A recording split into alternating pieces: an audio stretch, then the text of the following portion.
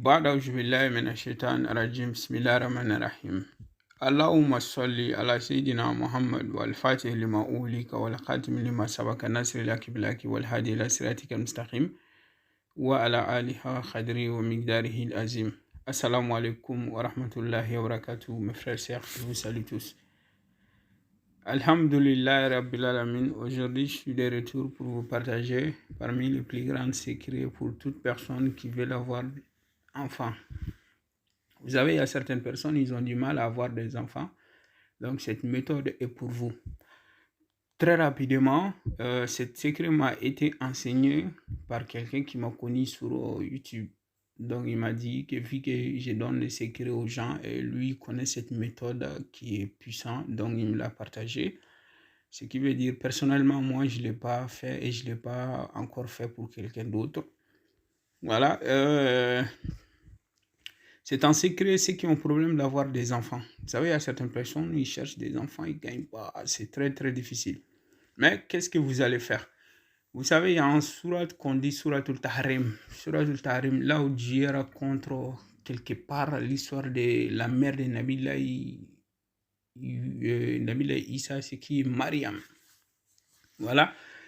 Dieu nous dit sur le Coran Fanafakhna fihi min ruhina wa sadaqat bi kalimati rabbiha wa kutubihi wa kanat min al-qanitin, que lui il a infligé en lumière. C'est à travers cette lumière qu'elle est tombée enceinte et elle a eu Nabillahi Isa, alors que, alayhi salatu wassalam, alors qu'elle n'avait jamais connu un homme.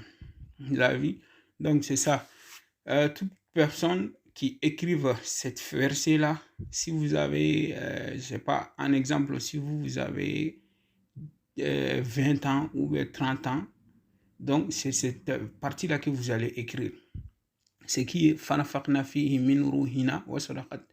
Non, simplement Fanafakna fihi min ruhina. C'est ça que vous allez écrire à votre âge.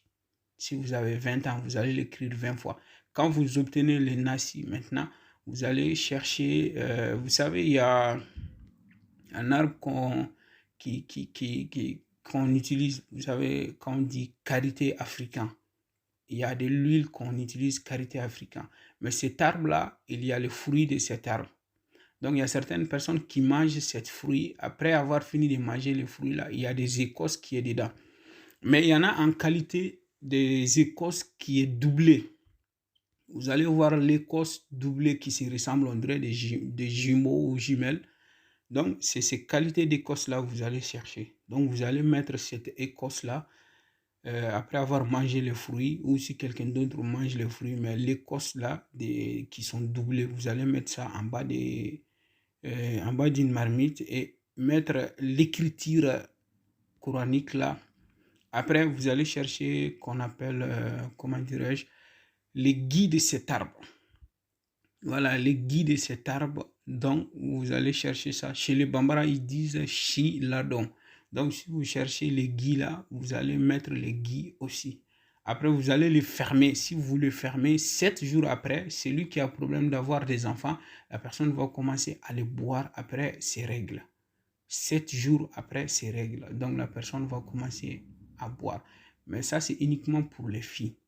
Donc après, Inch'Allah, je viendrai pour les garçons aussi qui veulent résoudre. Parce qu'en général, dans un couple, s'il n'y a pas d'enfants, ça vient côté des filles, quoi.